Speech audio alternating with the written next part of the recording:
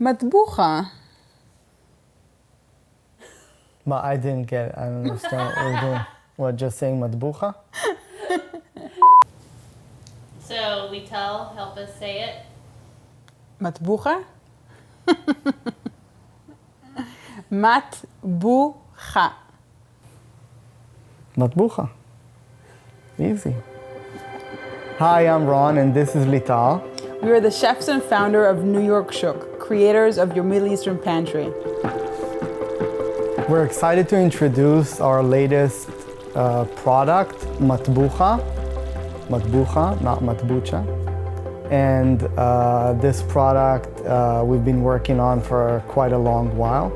Matbucha is a tomato-based condiment, which is very, very traditional in my side of the family. I'm half Moroccan, so this is where it comes from. For me, matbucha is a celebration of the everyday, because that's exactly what it is for us. You know, I always make sure that we have a batch of matbucha in our fridge, because whenever we have a batch of matbucha in the fridge, I know we're sorted. It doesn't matter if we have time to cook, we don't have time to cook. We don't have time to cook. We will have dinner on the table in 10 minutes. This recipe of matbucha has been in my mom's family pretty much forever and ever. There's no such thing as starting a meal without matbucha and the rest of the salads that are, being laid out on the table. Every culture has like their own way to celebrate the bounty of tomatoes. And I think here we are so fixated with Italian style of tomato sauce that we think it's time to grow beyond that and really introduce other flavors and culture to the mix. And that's what we're trying to do with the matbucha. So it's somewhat more of a chunkier variation of a tomato sauce or something like that. Oh my God, this is so fun. Yeah, you put your thumb here and then you just go around the thumb. Hold on. I like that.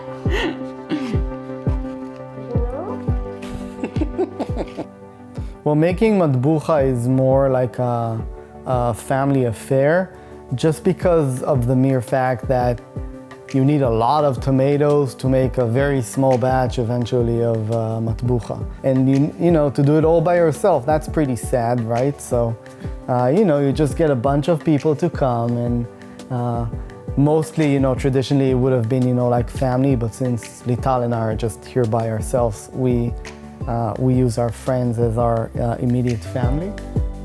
Matbucha, has a very specific significance because it was something that we all, in my family anyways, really, really love. It's made from tomatoes, garlic, chili peppers, so it has a bit of heat to it. It has some tanginess from preserved lemon. That is our kind of signature take on it. It adds like a very, a very tangy sensation to the product. Done. One more time. What's Matbucha. matbucha? Yeah, perfect. Matbucha. Matbucha. Yeah. The preserved lemon paste really adds a very strong boost of umami to the product. And that's exactly what makes our matbucha and not just a traditional matbucha that you would find anywhere else in anybody else's home.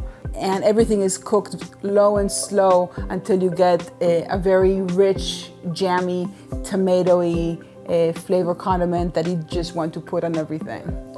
So I think when people taste it, they expect like all these kind of bursts of, ethnic flavors, and they are surprised by the simplicity and how clean the flavor is. It's meant to be consumed straight out of the jar. So that means you can open the jar, you can simply put it on bread and eat it as is. And it's delicious as is. It doesn't have to go through any other processes in order to enjoy it. Sometimes I feel like it's easier to say what you can't do with matbucha because we literally use it for like breakfast, lunch, and dinner for any and every application.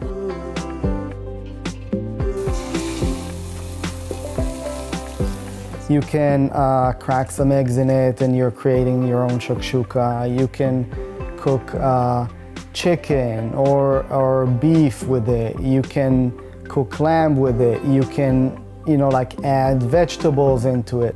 But I think again, just matbucha is such an everyday thing that it's pretty much impossible for me to imagine my life without it.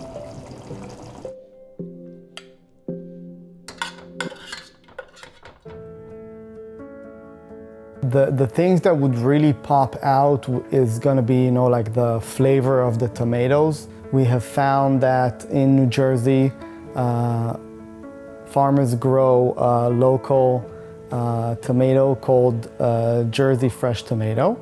And we were using this type of product in our condiment because for us it just made sense to find the local product, just like my grandma used to do back in the 50s and 60s in Israel when they grew their own tomatoes in the backyard. So we can definitely say that we're using a local product for that. We launched with the two new products, Signature Matbucha and Matbucha with olives and mint.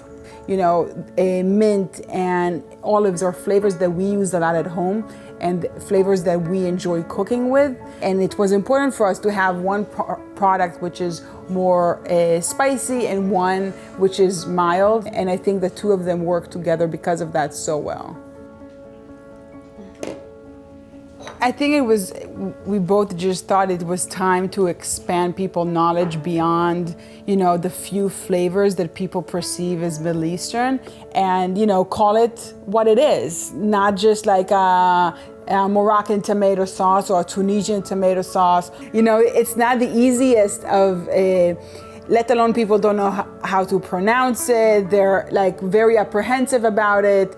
But we feel like so strongly about, first of all, how these flavors can really impact the day-to-day cooking that we really kind of saw the value in putting it out there no matter how difficult it may be. The main thing is to give respect, from where these flavors are coming from and to take it to where we think it should be now.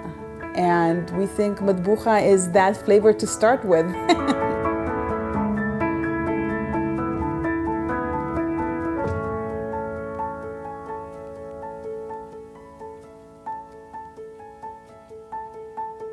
The way that you write matbucha is M-A-T-B-U-C-H.